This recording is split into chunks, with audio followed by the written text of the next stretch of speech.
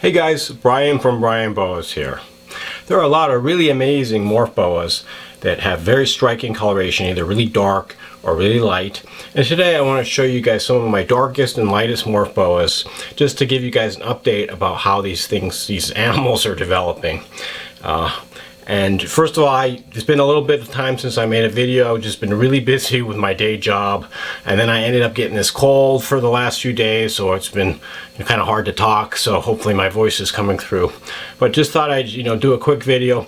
Lots of stuff is going on in my breeding colony right now. I'm really excited about the possibilities in the next few months. I've got a lot of gravid females, and so I intend to give you guys a complete update soon, so stay tuned for that. And pretty soon we'll have some 2023 baby boas on the ground, which is always a really exciting time of the year. But I thought I'd just show you guys, this is an IMG Hypo Boa, and she's actually my darkest boa. And you may have seen her in the video I did about handling aggressive boas a couple weeks ago. I hadn't really handled her very much since she was so cage aggressive, but it turns out when I get her out, she's really not all that aggressive at all. Actually quite docile, a little bit squeezy, and I wouldn't get her too close to my face, but not bad to handle at all. And this animal is just amazingly dark.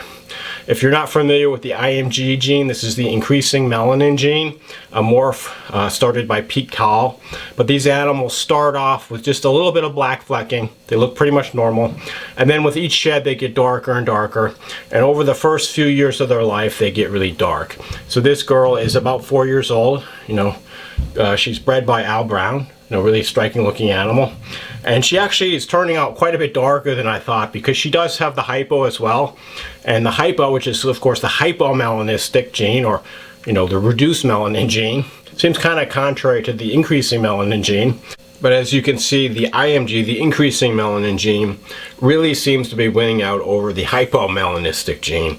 And in fact, this girl is about as dark as some of the straight IMGs that I've seen.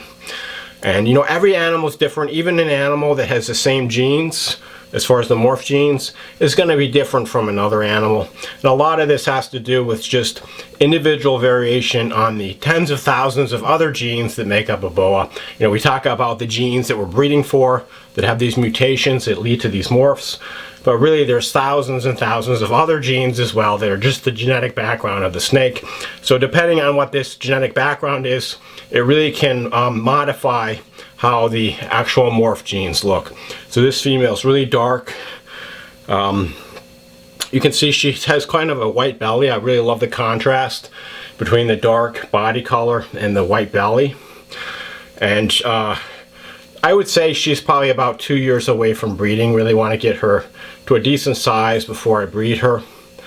IMG is a dominant gene, which is kind of cool because you can breed an IMG to any other boa that's not an IMG, and 50% of the offspring are going to be the IMG. You don't need to worry about hets like with recessive genes like the albinos, so it makes the breeding a little bit easier.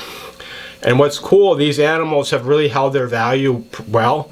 Even though they've been around a long time, it's still a pretty premium morph. People just love these animals.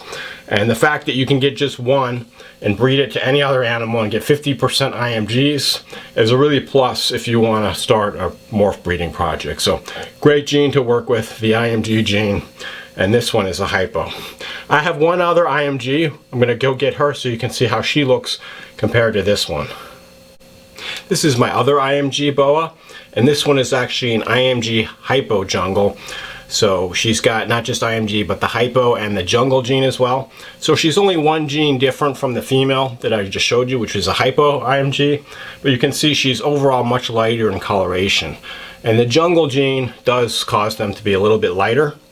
But this female, I don't think she's going to get all too much darker than this.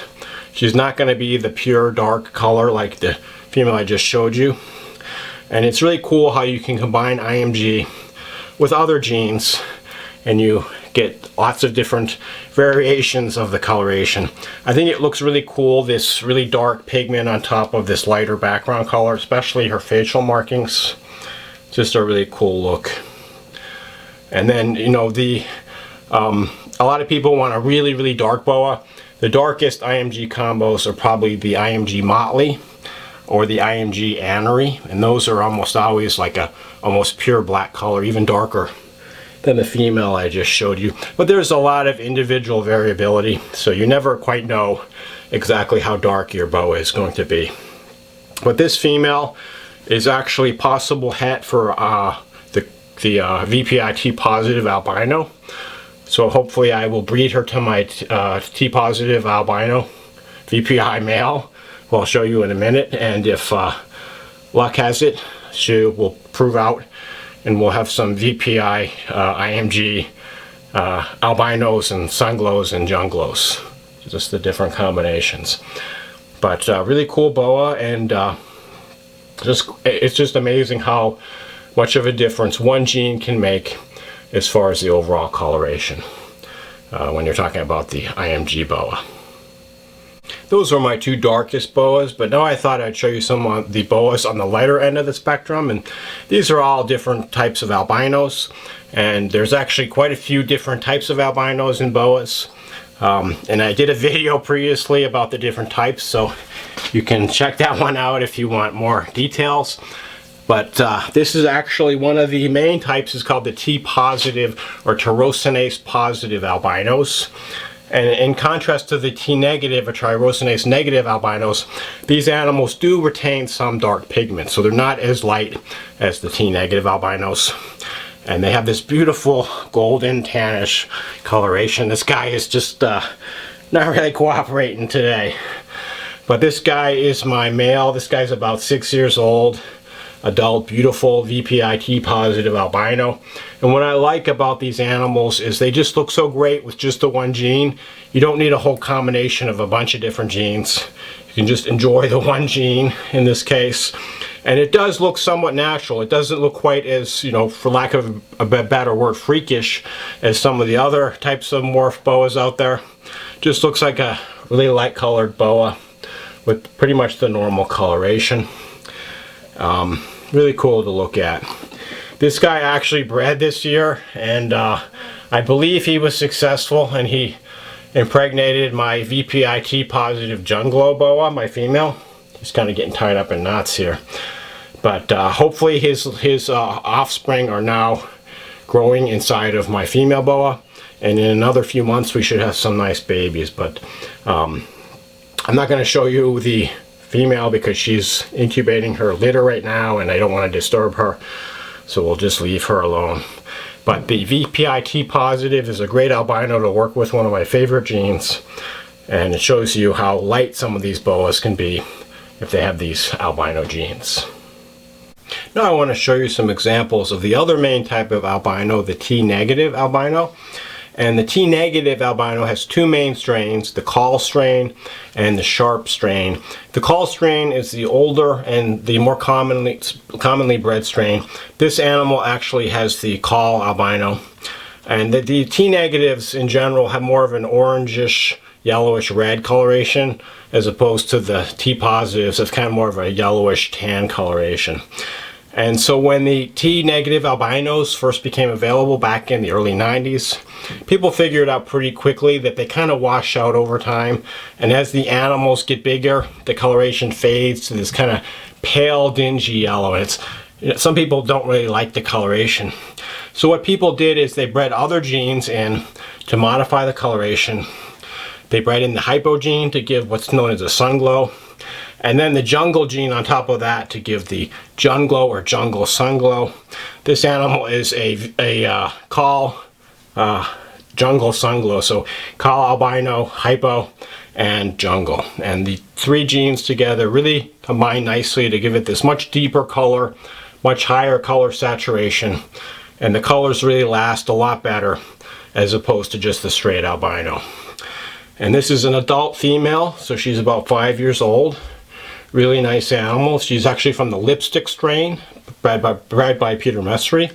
The lipstick strain of Kahl albino has been selectively bred for more of a deep red coloration, so that also adds to the coloration.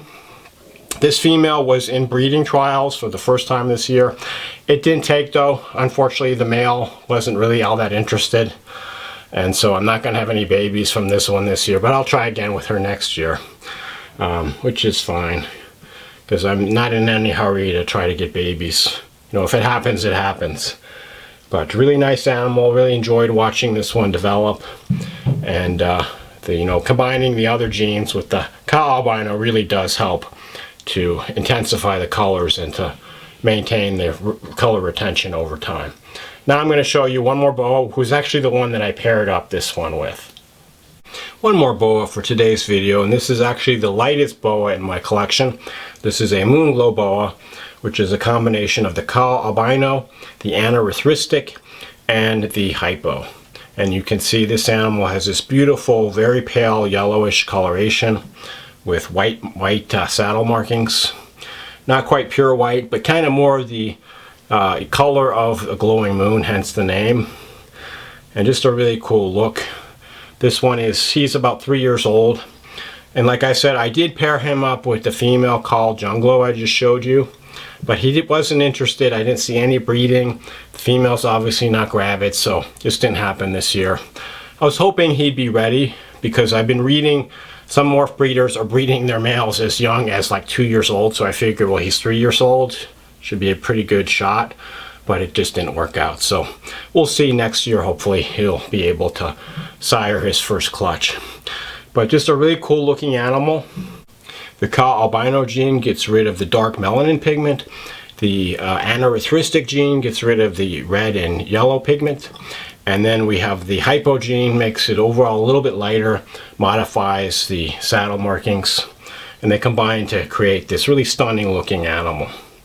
This is not the lightest boa you can get. As you probably know, there's something called a leucistic boa, also known as a princess diamond or emperor diamond, or a super fire boa is the other name for it.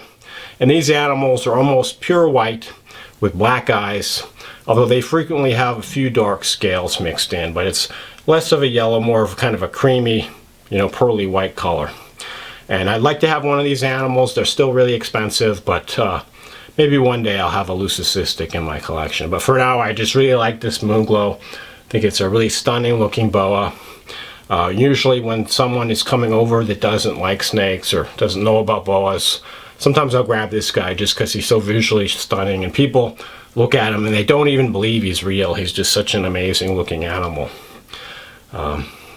Just a great example of how you can make a designer boa and how breeding boas can be as much of an art as a science. I would say that this guy is definitely a living work of art. Anyway, I hope you enjoyed looking at some of these really light and really dark boas that I've been been fortunate to have in my collection. As always, if you have any questions or comments, shoot me a line. You can write any comments below. Let me know what your favorite morph in today's video was. Thanks for watching, and enjoy your boas.